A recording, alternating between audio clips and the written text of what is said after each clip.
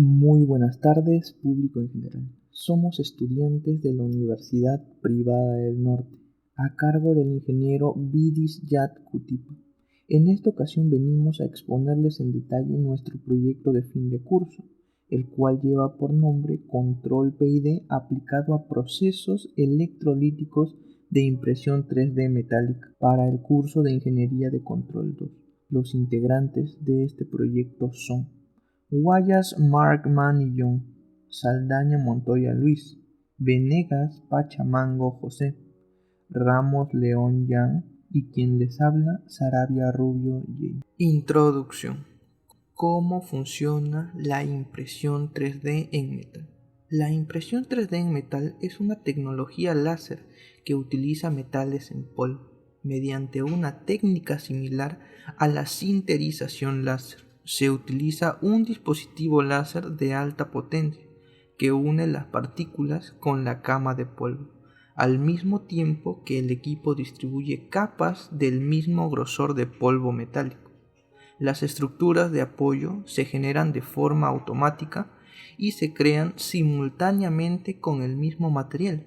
Más tarde se retira de forma manual y una vez completas las piezas se someten a un tratamiento térmico. En la siguiente secuencia de imágenes se puede apreciar el funcionamiento de este método de impresión. Algunas aplicaciones ideales para la impresión 3D en metal serían la construcción de herramientas de producción, herramientas como moldes e insertos, carcasas rígidas, piezas de recambio y prototipos totalmente funcionales. Sin embargo, es importante, si se le quiere dar un mejor acabado a estas piezas, realizar un postprocesado al momento de retirar los soportes generados por la propia impresión.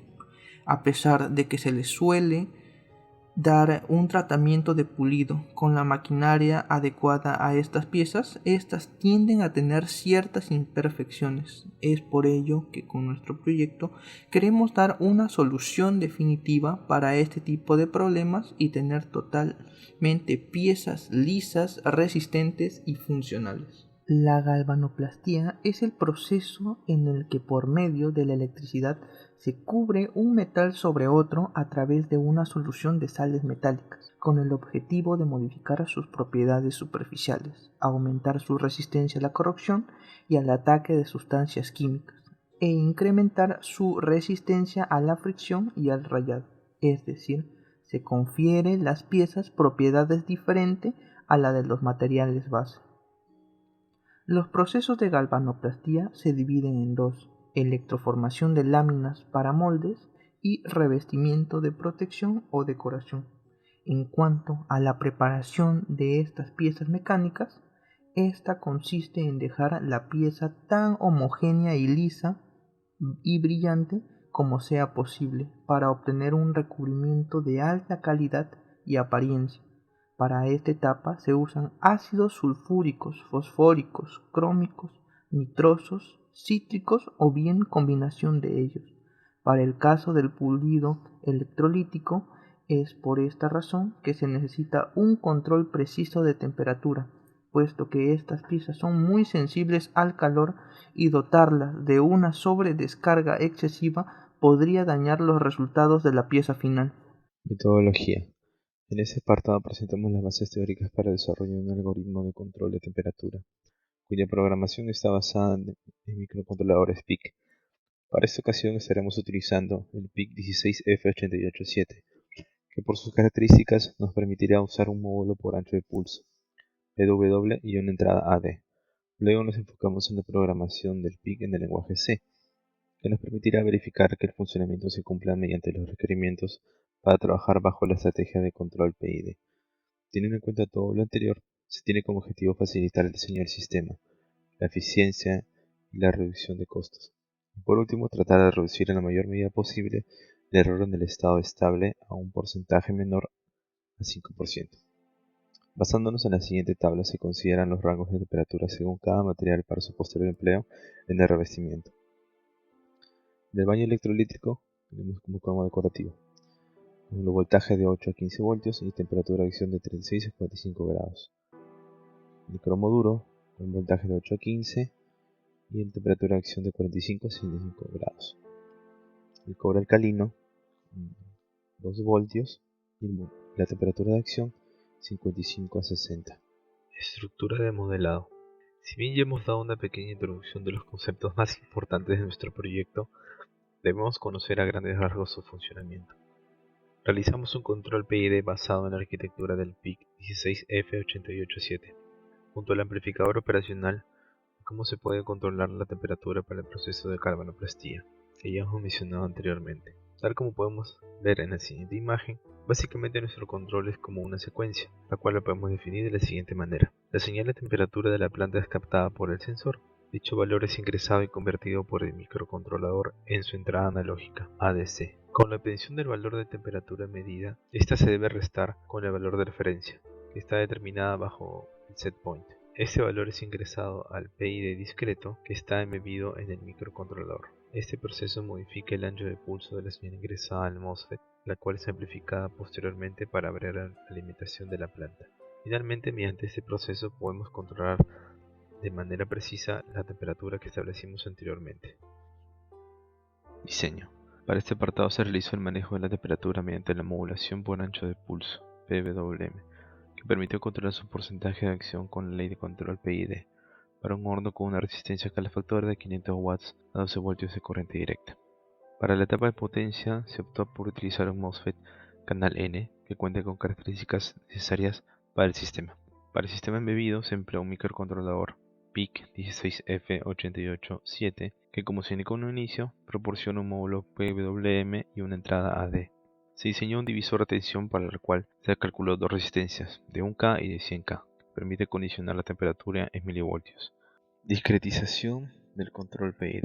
La ecuación del control PID clásico en tiempo continuo es la primera ecuación que vemos en la imagen. Al aproximar el término derivativo mediante la diferencia de dos puntos y un término integral mediante la suma trapezoidal, se puede conseguir la segunda ecuación que podemos apreciar en la imagen de la diapositiva, donde tenemos que K de KC, TI, TD son la ganancia del controlador, el tiempo integral y el tiempo derivativo respectivamente. TS es el periodo de control y el UDK es la variable de control muestreado, como también el porcentaje del PWM. Desarrollando la ecuación anterior con la salida del controlador en un instante anterior, de esa forma vamos a obtener la función de transferencia pulso del control PID discreto, lo cual podemos apreciar en la tercera ecuación de la diapositiva.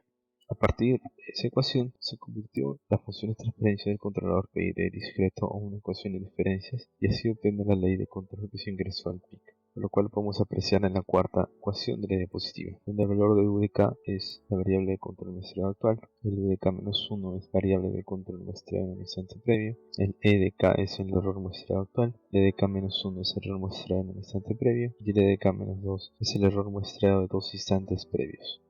Sintonización del controlador PID por el método CHR. Este método de sintonía es basado bajo el trabajo de Chien, Crown y Reswick, que proponen dos criterios de desempeño para el control PID. Una respuesta más rápida posible sin sobreimpulso, la respuesta más rápida posible con 20% de sobreimpulso. Esta sintonía puede ser aplicada en sistemas de control del tipo servo, seguimiento y cambio de referencia y problemas regulatorios, perturbación de carga con un setpoint constante. En esta sintonía, los autores comparan su sintonía del control proporcional con el trabajo propuesto por Ziegler y Nichols para una perturbación de carga. Si se opta por escoger la respuesta más rápida posible sin sobreimpulso, tendrá como resultado una ganancia proporcional pequeña para el controlador. En este caso se empleó el método CHR, ya que se obtiene un mejor comportamiento del sistema por Ziegler-Nichols. Este método de sintonía propone dos criterios de desempeño para el controlador PID: la respuesta más rápida posible sin sobreimpulso y la respuesta más rápida posible con 20% de sobreimpulso. Finalmente se muestran dos cuadros comparativos, uno que es la respuesta más rápida posible sin sobreimpulso y el otro es la respuesta más rápida posible con 20% de sobreimpulso. Ambos cuadros comparativos cuentan con los valores de los controladores, tanto para el controlador de P, PI y el controlador completo PID. Resultados. Para esta simulación tenemos una ecuación lineal, por lo tanto, será necesario la máxima capacidad de temperatura obtenida con los 12 voltios de alimentación. En este caso usaremos 2 voltios, que representan 16.6% de nuestra fuente de alimentación. Dentro de este rango de voltaje, tomaremos datos de temperatura cada determinado tiempo. Por la gráfica observamos que se estabiliza en los primeros 100 segundos. Para hallar la ganancia de nuestro proceso, sabemos que tenemos la temperatura inicial y final. en división con sus respectivos voltajes nos dará su ganancia. Si queremos hallar la ganancia usando las unidades de voltaje, podemos llegar a una ganancia dimensional. Vimos que en la gráfica la temperatura se comienza a estabilizar en los primeros 102 segundos, aún considerando el 2% de error por el estado estacionario. Para obtener la constante de tiempo del proceso utilizamos la fórmula del tiempo estacionario, el cual es 4 veces el tau. Despejando obtendremos que el valor de tau es 25.5. Para términos generales, nuestro proceso del horno está presentado por la función de transferencia. Los parámetros que se emplean en nuestro proceso son tales como la K, que es la ganancia del sistema, el tau, que es la constante del tiempo, y la teta, que es el retardo del proceso. Dichos parámetros se emplearán para las ecuaciones. Estos se consiguen a partir del comportamiento del sistema del horno. Con ellos se aplicarían los siguientes criterios. Implementación y comprobación del sistema controlado. En el código se inicia por estructurar los parámetros del PIC, añadiendo las librerías necesarias. Se configura el PWM y que inicia en 0. Además, se configura el convertidor análogo digital para la lectura del sensor. De manera más visual explicaremos el funcionamiento. Se toma el valor de temperatura leído del puerto análogo a digital y se transforma a milivoltios. A partir de ello, en el LCD mostramos las especificaciones de control, además de la temperatura, sin antes normalizar las unidades. El periodo de muestreo se configura a 100 milisegundos. Con el control matricial elegimos el valor de referencia o set point. Con ello el dato de temperatura censada se calcula de error. El error se ingresa a la ley de control, que fue previamente determinada e integrada al PIC. Se satura la acción de control en un máximo y un mínimo. Entonces dicho valor de control modifica el ancho de pulso que se aplica al MOSFET, lo que a su vez controla la potencia del calentador. Con la sintonía PID vía CHR programada en el PIC, se altera entre dos criterios para obtener la respuesta del sistema, con los valores calculados en el apartado anterior. Con el primer criterio la respuesta no presenta ningún sobreimpulso, pero se esperaba una respuesta más rápida. Básicamente no mejoró el estado de transición. El tiempo de establecimiento, considerando un margen del 2%, es de aproximadamente 100 segundos.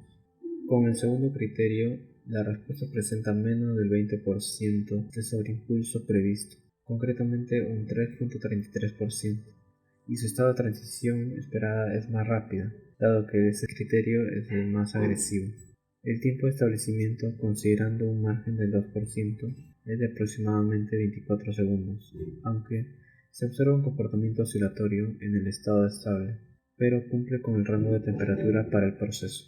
Como conclusiones finales tenemos: es necesario someter nuestra pieza de impresión 3D a temperaturas altas, ya que mejorará sus propiedades mecánicas. El tratamiento como el Hipping permite hacer que la pieza eleve el triple de su resistencia y en algunos casos hasta 10 veces más, reduciendo los defectos internos como la porosidad o la falta de fusión, las cuales presentan propiedades mecánicas y de fatiga del material. La impresión 3D por modelado por disposición fundida, FDM, produce estrés considerable para la pieza, ya que va cambiando en cada capa. En máquinas de alta calidad se compensa con un tratamiento de temperatura a través del horno, y para máquinas económicas presenta una desventaja, pues no le permite dar piezas de mayor rigidez y detalle. Los controladores PID permiten mejorar la respuesta de un sistema, aunque en algunos casos no es óptimo.